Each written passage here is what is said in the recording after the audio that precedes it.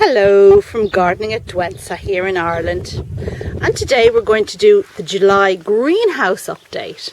And the reason we're doing it today is because something very specific is in flower.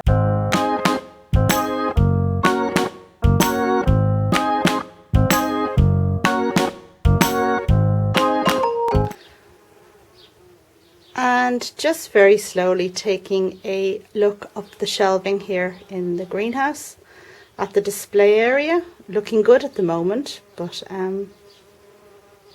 still relying heavily on pelargoniums to give it colour. And there it is, Epiphyllum Cooperi, the most fantastic, glorious epiphyllum. I've had this one for a few years and it now flowers reliably once a year, 1 or 2 blooms. And this year I had 2 blooms. This is the second one, and the first one is just going over there, but they last 1 day. I guess that's what makes them just that bit more special.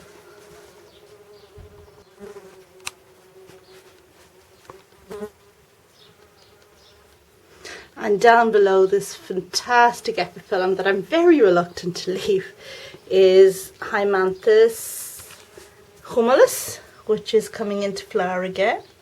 Not fully opened, but this flowered for me for the first time last year, so I'm very pleased to see it wasn't just a once off and it's coming into bloom again. Super duper.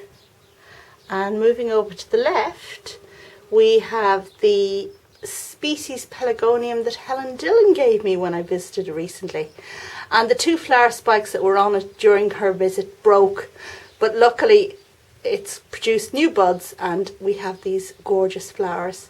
Now this plant, although it produces very pretty flowers, has the most spiny stem. Look at that.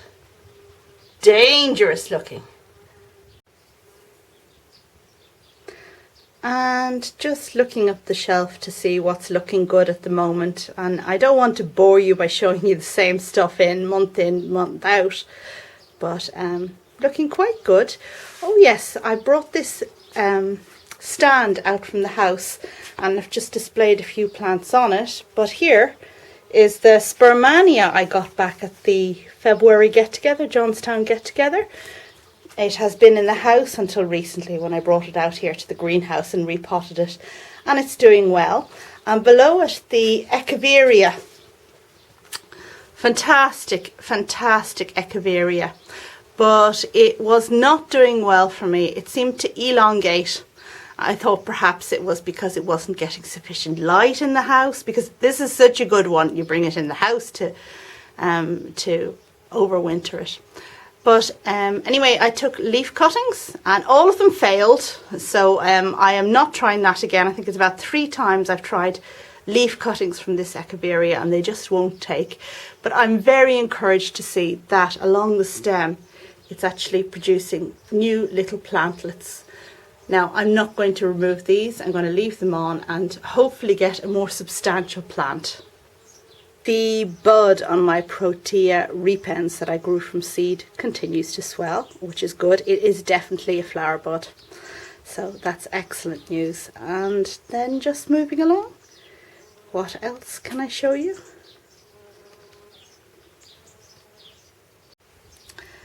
Jacobinia is coming into flower again, and it looks like this is actually going to branch at last, which is good because I would like to take some cuttings as insurance. I do have 2 plants, but yeah, I want to take some cuttings. And over here in this bowl where I have a couple of little cactuses, we will notice that this cactus seems to be getting buds. Now this has never flowered for me, nor do I have a name for it, but it would be wonderful if it did flower. I've started feeding my cactuses with half-strength tomato feed on every 4th watering, as recommended by Lynn from Desert Plants of Avalon, so maybe that's going to make the difference. And on the table here is the Disa, still in full flower. They really do last a long time. And a cute little Nemesia that I picked up in a garden centre the other day. Now, these are gorgeous South African fragrant plants that are not hardy. But I thought I'd try bringing this through the winter in the greenhouse because it's just so sweet, you know. Really a gorgeous little thing. And beside it is this massive stapelia.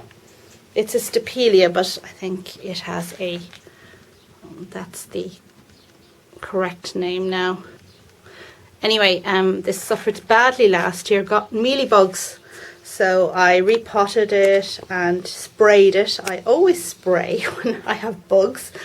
And it seems to be doing much better. So it's out here in as much sun as I can give it, and I hope I'll get flowers. But yeah, let's hope anyway. And back behind the curtain, I have a few baby succulents coming along.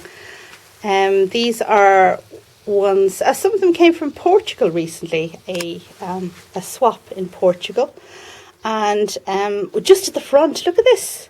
This is the Agave attenuata I picked up in Madeira, the small one, and it just seems to be growing. It's beginning to grow the top growth. Now, I knew they were both still alive because the top growth didn't rot, so they must be growing roots in there somehow.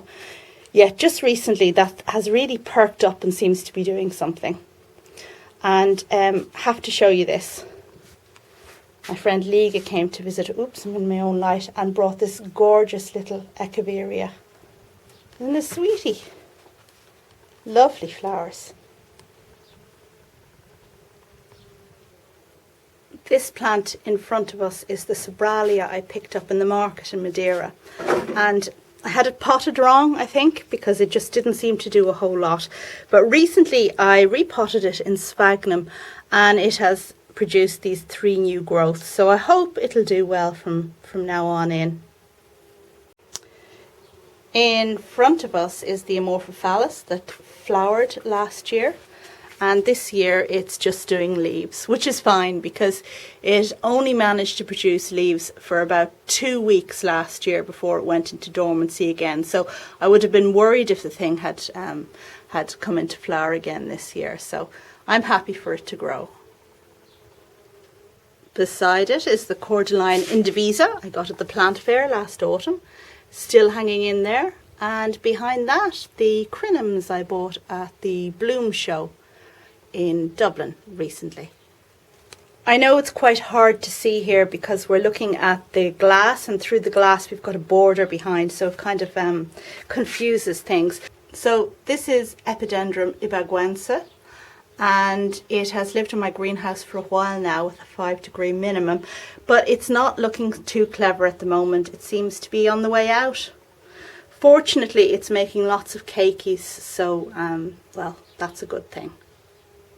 The Albizia summer chocolate and the Aeonium are looking fantastic at the moment, and that noise in the background is all of those bees humming and buzzing about it.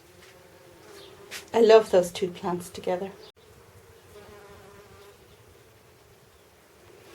The bees are very busy on this Aeonium. They just love it to bits. I must collect some seed because, well, this is going to die now that it's finished flowering. And finally, I'm back to get another shot of that fantastic Epiphyllum, because it will really only last one day, so I want to get a complete eyeful at the moment. Fantastic thing. So thank you very much for watching this greenhouse update in July. I hope you liked it, and if perhaps there's a particular plant that you'd like an update on that I haven't covered here, then don't be shy, let me know down below. That's all for now. Bye!